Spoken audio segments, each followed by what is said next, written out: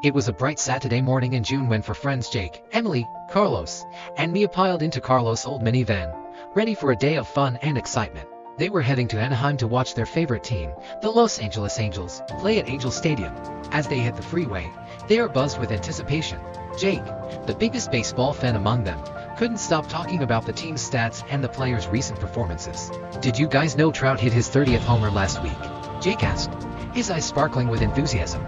Emily, who was sitting next to him, rolled her eyes playfully. "We know, Jake. You've mentioned it at least a dozen times." Carlos glanced at them in the rearview mirror, chuckling.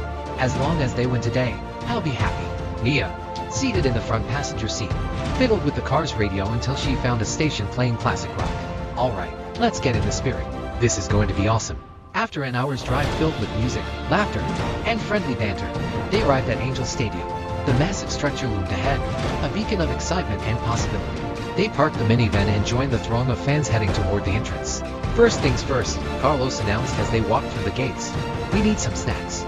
They made their way to a concession stand, where the aroma of hot dogs, popcorn, and pretzels was irresistible. Each of them grabbed their favorite treats and found their seats, which offered a perfect view of the diamond. The game started with a roar from the crowd.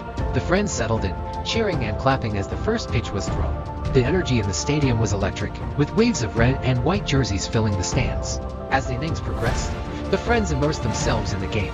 Jake kept a running commentary, much to everyone's amusement. Emily captured moments on her phone, sharing live updates on social media.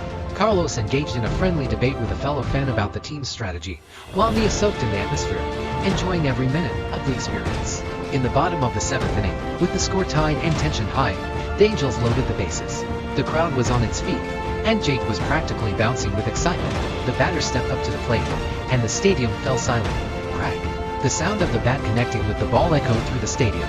The ball soared high and deep, and the crowd erupted as it cleared the fence for a grand slam. Jake and Carlos jumped up, high-fiving each other and strangers around them.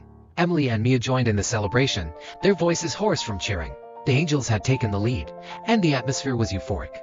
As the final out was made and the Angels secured their victory, the friends stayed in their seats, soaking in the jubilant energy of the crowd. The sun was setting, casting a golden glow over the stadium, and they knew this was a day they would never forget. Walking back to the van, they recapped the highlights, still buzzing with excitement. Carlos started the engine, and they headed back home.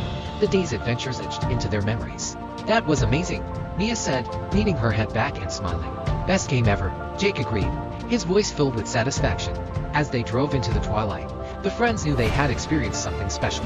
A simple trip to a baseball game had become an unforgettable journey, cementing their bond and creating memories that would last a lifetime.